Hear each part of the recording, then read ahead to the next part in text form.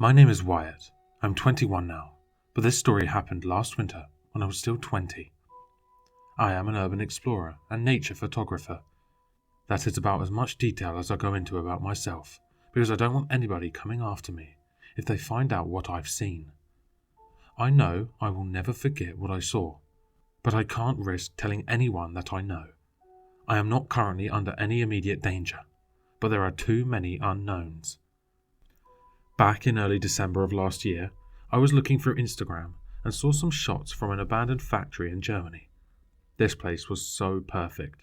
It was rusting and old, but still kept the same structure and shape as when it was in use. Some of the pictures were breathtaking. Mountain views through decrepit old windows, things like that. I screenshotted and reverse image searched one of the pictures from Instagram and found a place in Germany. There was no name for the factory anywhere I looked, but I kept seeing that the town it was in was called Westchen. I looked it up on Google Earth and saw that it was in a mountainous region of northern Germany. As I swiped through the images on Google, one article stopped me. It claimed that the factory was going to be demolished in April of next year, meaning it was going to be gone in just a few months.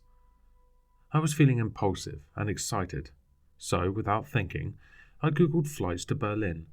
Looking back, I wished my phone would have died at that very moment. Anything to stop me looking at flights. I would do anything to go back and make me close that tab. However, I found one flight leaving from my airport that Wednesday. It was only $600. I was just about to buy the tickets when I remembered that my friend Bryce was looking for somewhere to go for winter break. So I called him up and told him that there were tickets to Berlin for $600. I wish he would have talked me out of it, but instead he was all over the idea. Later that afternoon, we both bought our tickets and planned to leave on Wednesday.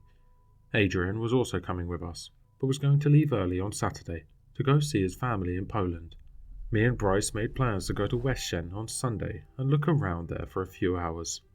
So, when Wednesday came, I packed up all my stuff: camera lenses, SD cards, respirator, flashlights, clothes, and met up with Bryce and Adrian. We took an Uber to the airport and quickly boarded the plane. Honestly, I don't remember most of the flight. I think I slept through most of it. But, finally, we arrived in Berlin. Honestly, for the next few days it was just a normal vacation. Nothing but sightseeing and doing basic tourist things. On Saturday we said our goodbyes to Adrian and he left for Poland. That night I made sure to get all my stuff ready for the next morning. We had a 2-hour car ride from Berlin to Westchen. I was hoping we would get there around 2 in the afternoon and explore until about 8 that night. Playing it back in my head, I remember every little detail of that day. I remember the sound of my alarm, the excitement of waking up that day, the feeling of seeing all my stuff packed neatly on the floor next to my bed. We got up and had breakfast in the hotel lobby before walking to the car rental place. We picked out a blue Chevy from the lot and the guy gave us the keys.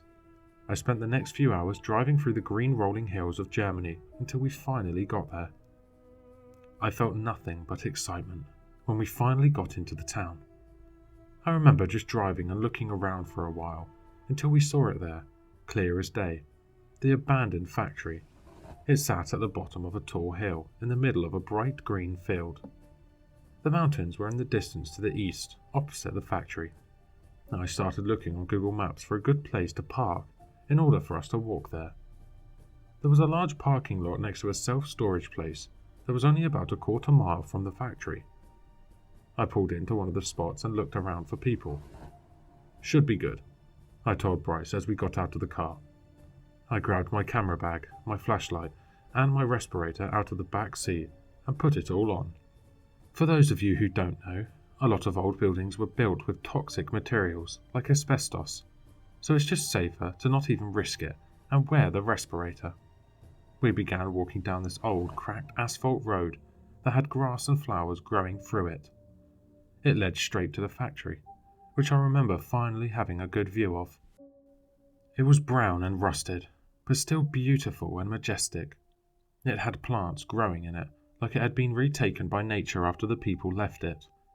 After a little walking, we reached a tall chain-link fence that was locked, but there was no barbed wire on top, so I considered just jumping it. But instead, I decided to look for an easier way. After walking next to the fence, I saw a part of it had been knocked from the metal frame by somebody else. We pushed the metal out of the way and just crawled through it onto the other side. Now we just had to get into the factory. It was already clear to me that the main entrance wasn't an option. It probably had motion sensors anyway. I was looking around when I spotted it. A broken window. It was only about 10 feet off the ground, so I asked Bryce to help me up. He hoisted me up and I grabbed onto the windowsill. I pulled myself up and through the window frame, pushing aside the broken glass as I did so. I pulled Bryce up through the window and we both jumped down on the ground inside the factory. Now, when I say this thing was massive, I mean massive, like probably the biggest single room I have ever seen. It had so many levels and catwalks and bridges. This place was a gold mine. I immediately got out my camera and put on my 16-35 lens and my best flash. I also put a new SD card in just in case. We walked around the ground floor a bit, mostly just looking up at the ceiling. I took one picture of all the catwalks and bridges, leading up to a crack in the ceiling, letting sunlight through. We went up one of the staircases onto the second level. There were a ton of generators and turbines all over the place, with a thick layer of dust and rubble covering them. I took some pictures on this floor, but we quickly moved up to the next floor. It was more of the same stuff, but still beautiful. I walked to the edge of the floor and looked over the small balcony-like platform we were on. I immediately felt dizzy, looking all the way down to the ground level. I'm used to that kind of stuff. I just didn't realize how high up we were. We climbed up the stairs to the next floor when Bryce told me to look at the mountains out the window. That was the shot from Instagram that I wanted. I adjusted my settings and snapped the shot. I checked over them just to make sure it was good, because that's pretty much the reason I came here. Even though I'm explaining this all very quickly, we did spend hours wandering around this place and looking at every little detail. We eventually got to some sort of control room. It must have had hundreds of different switches and buttons, all labelled with German words that I couldn't read, or seemingly random numbers. It was made clear from a thick layer of dust that this stuff hadn't been used in decades probably.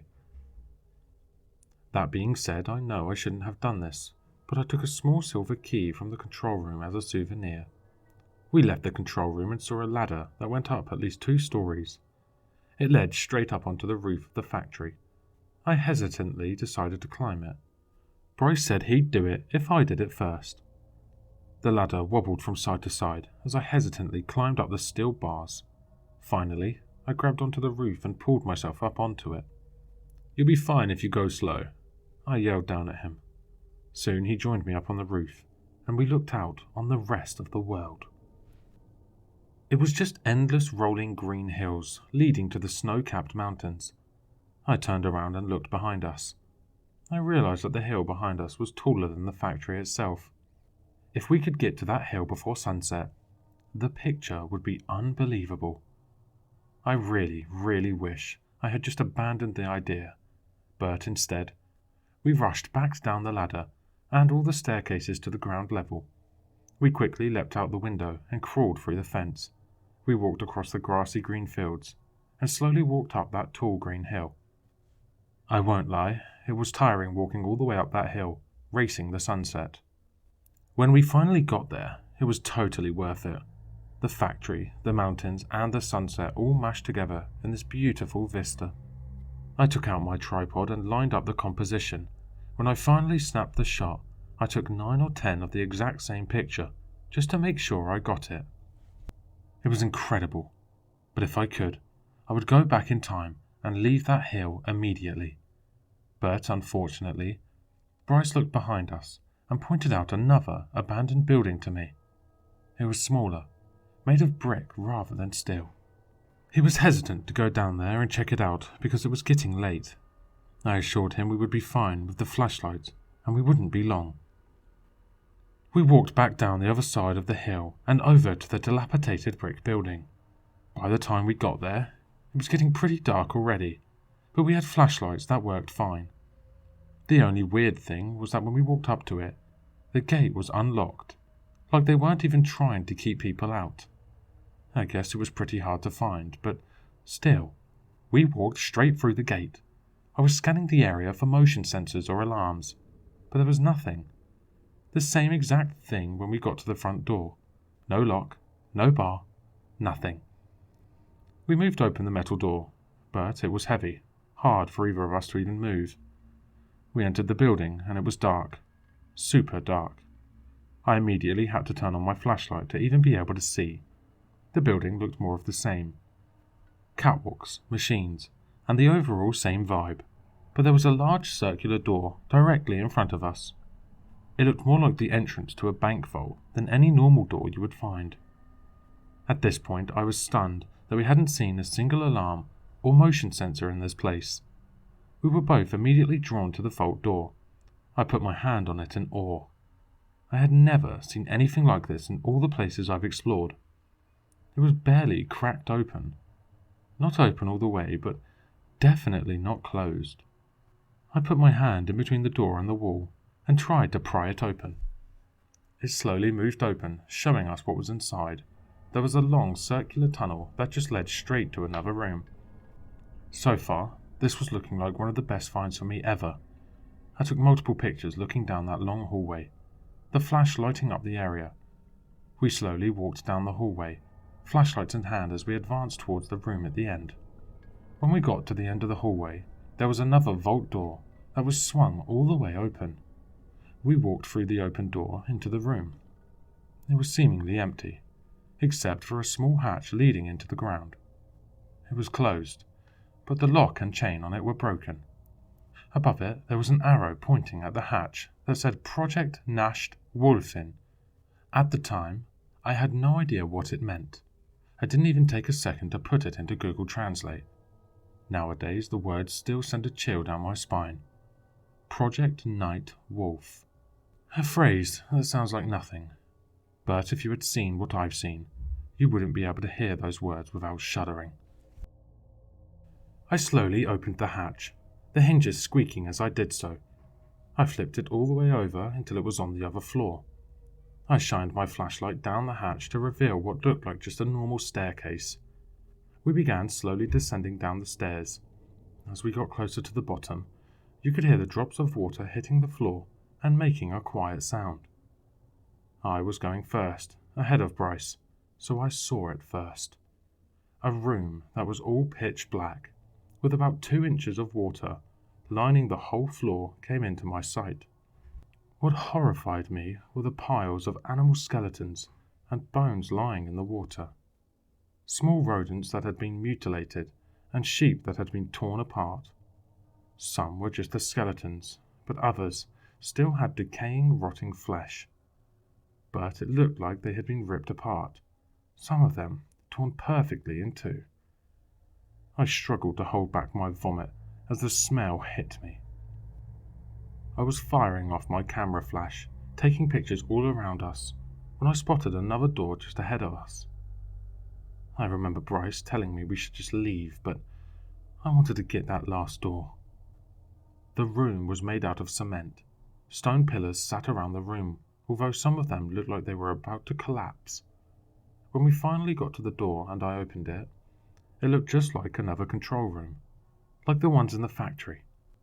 The thing that was different, though, was that there were swastikas on a lot of the equipment and walls. Not ones that had been spray painted on by some kids, but real-looking ones. It was as if this place hadn't been touched since World War II.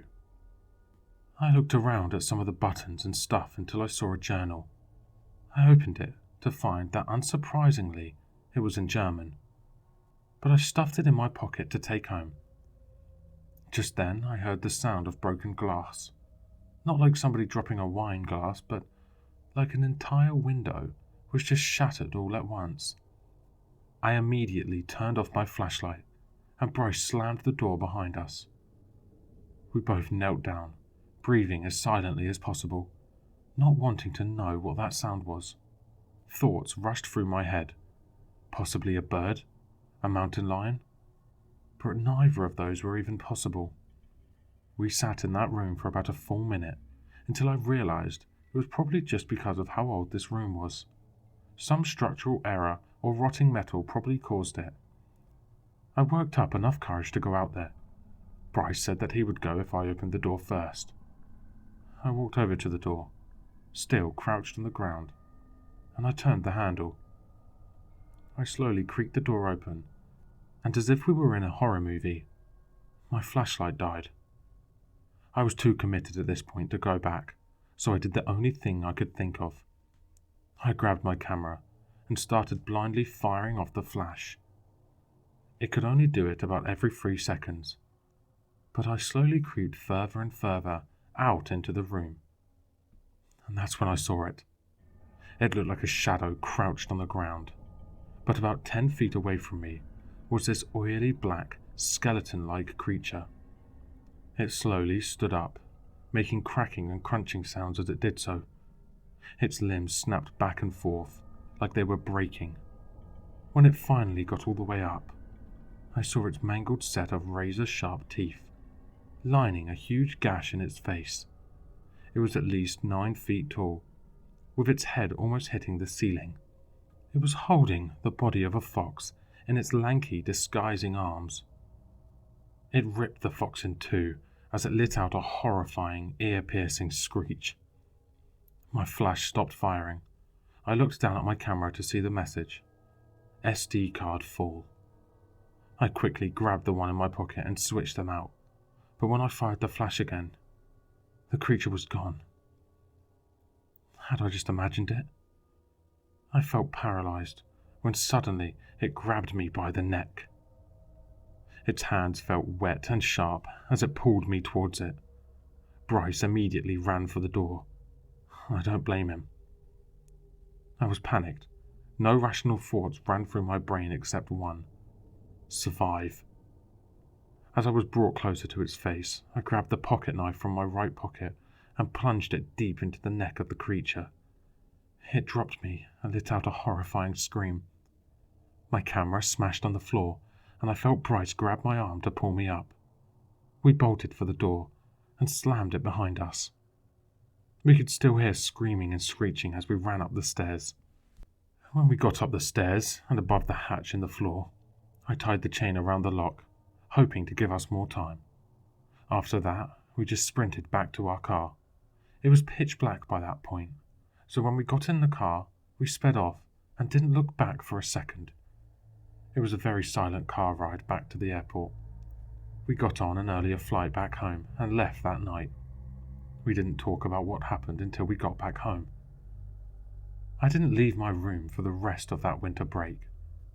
If it weren't for the journal and the pictures, I would have thought that I dreamt it.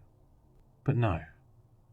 The pictures showed the disgusting creature exactly how I remember it. I'm actually glad I switched out SD cards, or I would have no pictures of it. I won't post any of them here, mainly because I don't want people finding this place and making the same mistake I did, but I will post a section from the journal that I was able to translate. Most of the journal was illegible, but I could make out this small section. Our tests have not been getting better. It has become even more violent, no longer eating the rabbits, but just tearing them apart. Nobody here wants to get in the cage with it anymore, because of the fact that it seems to find joy in destroying the animals. Also the screaming. I will never forget that screaming until the day I die. March 24th, 1942.